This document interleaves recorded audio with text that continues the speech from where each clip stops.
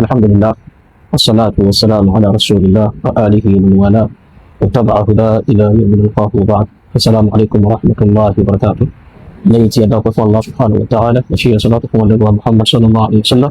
لا دا صلاتنا كما بان عليه النبي وصحابه تيجوا وصحبه لنا شلا محمد صلى الله عليه وسلم تيجوا في مادي أجيب القيام. Àìkan la tún gbọ́ látẹnu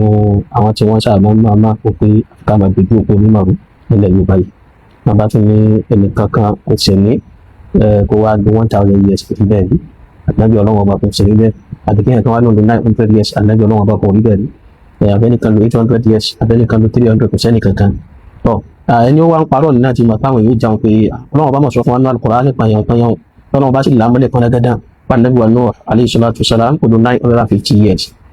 Káwọn yẹn kó wá mẹ́rin òní wá ọwá sáré lọ bẹ̀rẹ̀ pé òǹkà tí wọ́n mọ̀ káńgbà náà lọ́wọ́ bá wọn fi pé la ilaha illallah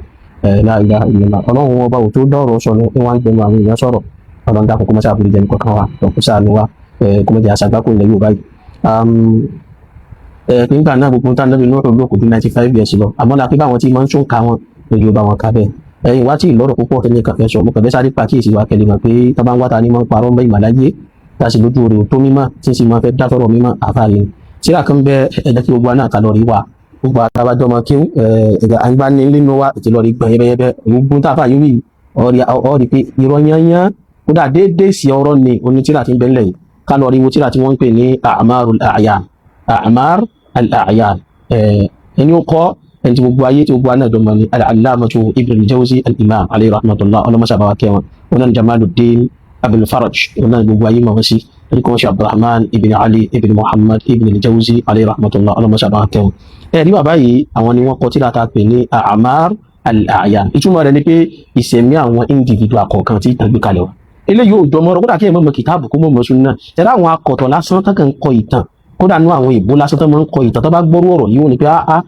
ẹ̀sìn lélẹ́yìn náà sì ń rìn ìlànà èèyàn ti ẹ̀kẹ́kọ̀ọ́ gba ilé ẹ̀kọ́ kọ̀ káàtó gbélé kí ó mọ̀ anything tó ń pè ní ilé ẹ̀kọ́ institution tí wọ́n ti ń kẹ́kọ̀ọ́ ẹ ti sú ọ̀pẹ́ nìyí sì gbàgbẹ́ kọjá torí pọ́rọ̀ yìí jìnnà sí ìmọ̀ yányán. A bá lọ́nu tíra tí mo kà yìí bàbá yìí wá ń sọ iye ọjọ́ orí táwọn èèyàn lò àwọn tó kún kékeré àwọn tó kún gbàtà dàgbà ní wọ́n ń kà wọ́n ṣàtúgbà tá a fà wá débì kan wọ́n ń kà àwọn tó lo 100 years ó lé àwọn tó lo 200 years ó lé àwọn tó lo 300 years tí ń kó kọ́ wọn ní o lọ́ọ̀rì katira náà A'marul A'yan in kó kọ wọn lágbájá ọmọ lágbájá oyè years báyìí láyé ó sì fi jáde láyé A'marul A'yan àwọn tó lò 400 years ó lé 500 years ó lé 600 years ó lé 700 years ó lé 800 years ó lé 900 years ó lé 1000 years ó lé àfàṣìn ka gbogbo wọn nígbà tí ó dorí àwọn ní 1000 years ó lé ẹ̀ma onímúwá Ànábì wa Adam alayhi salatu wasalam àwọn tó kó wà nù àwọn ilé ìtàn lu 1000 years àtàwọn tó dídíẹ̀ náà tó dídíẹ̀ Ànábì wa Nuh alayhi salatu wasalam àwọn tó lé wọn dákọ̀rọ̀ Ànábì wa Adam alayhi salatu wasalam kódà Dhul-Qarnayn nígbà tí wọ́n mọ̀ rìkọ́dù fún over 1600 years ìgbà sí mistake ìbánu tíra náà wọ́n tó wá ní àwọn ahlul kitab ìyẹn àwọn nàṣọ́ àwọn táyíká àwọn náà onítìrà ni wọ́n nígbà táwọn ti rìkọ́dì ọjọ́ orí Dhul-Qarnayn ní àwọn ló lo nǹkan bíi 3000 years káwá láàfẹ́ gba ìṣòro ilé yàtì ẹja ara gbáǹtarò pé ó jọmọ́ ní ìtàn ẹ̀yìn kan ṣe mọ́ ń dé tẹ́kẹ̀rù pé kẹlẹ́ mọ́ sọ̀rọ̀ lẹ̀ Yorùbá ẹ̀kàn lè sọ gbé báyìí kò pọ́ sí àwọn yẹn ń ka tíra mi yìí àwọn yẹn ń ka nǹkan bí àfà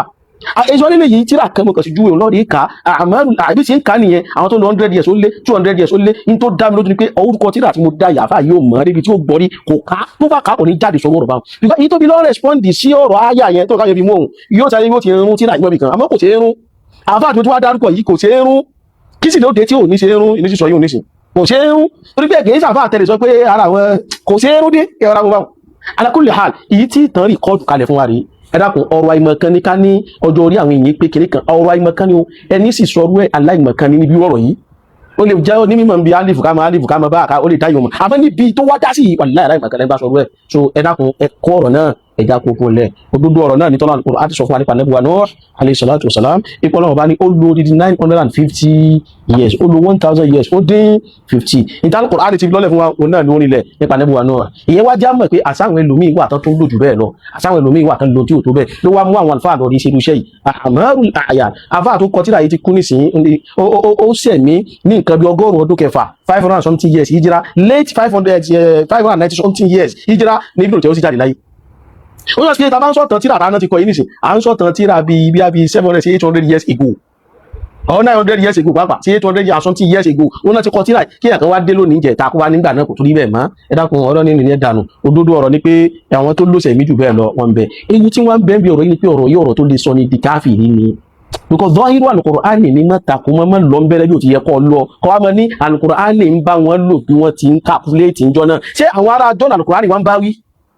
jẹmọ gbọ́ bí a bá ní tán calculate Al-Qur'ani fi bá wọn calculate ọ̀nà àwa táwa wá ń sẹ̀mí ní ìsìn Al-Qur'ani wọn bá sọ̀rọ̀ ṣé calculation tiwa ni ó wà lò ní àbí calculation tọdún náà àwọn ọ̀rọ̀ tẹ́kẹ̀ mọ́ sẹ́rù pé nílàkàyè tí ò bá làkàyè lọ